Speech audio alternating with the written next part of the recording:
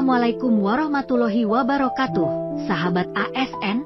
Berjumpa kembali dengan saya Ida Haerani, Widyaiswara Badan Pengembangan Sumber Daya Manusia Provinsi DKI Jakarta. Pada video ini, saya akan menyampaikan materi tentang penata laksanaan pasien dengan gangguan jalan nafas yang disebabkan karena tersedak atau choking dengan teknik Heimlich Maneuver. Tujuan umum pada pembelajaran ini adalah setelah sahabat ASN menyimak tayangan video ini, sahabat ASN dapat mengenal tata laksana gangguan jalan napas choking pada orang dewasa. Sahabat ASN, apa sih gangguan jalan napas? Gangguan jalan nafas adalah kondisi di mana terdapat penyumbatan pada saluran pernapasan yang menghalangi aliran udara masuk dan keluar dari paru-paru. Sedangkan, sumbatan jalan nafas yang terjadi akibat tersedak atau choking adalah kondisi ketika benda asing tersangkut di tenggorokan atau batang tenggorokan dan menghalangi aliran udara ke paru-paru.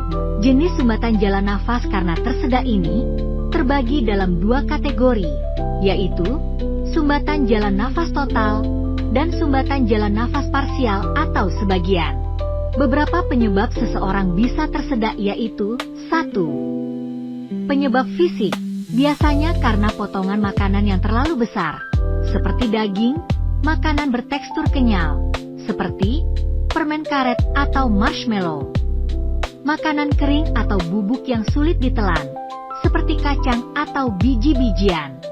2. Kebiasaan makan yang buruk, seperti makan terlalu cepat tanpa mengunyah dengan baik. Berbicara, tertawa, atau bergerak aktif saat makan tergesa-gesa atau saat seseorang sedang mabuk. 3. Kondisi medis atau fisiologis penyakit, seperti disfagia, yaitu gangguan menelan yang sering dijumpai pada orang tua atau pasien dengan gangguan neurologis stroke. Refluks asam lambung atau makanan naik kembali ke tenggorokan dan menyumbat saluran napas.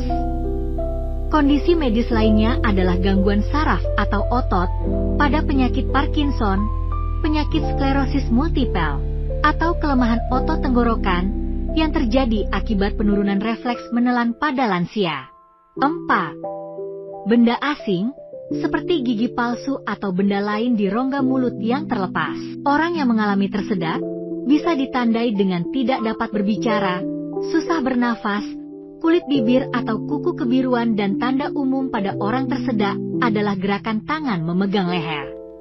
Tata laksana pembebasan jalan nafas choking, ada dua cara. Yang pertama, pada kondisi pasien masih bisa batuk, lakukan tepukan pada punggung, sebanyak 5 kali tepukan, atau sampai keluar benda asing di jalan nafas.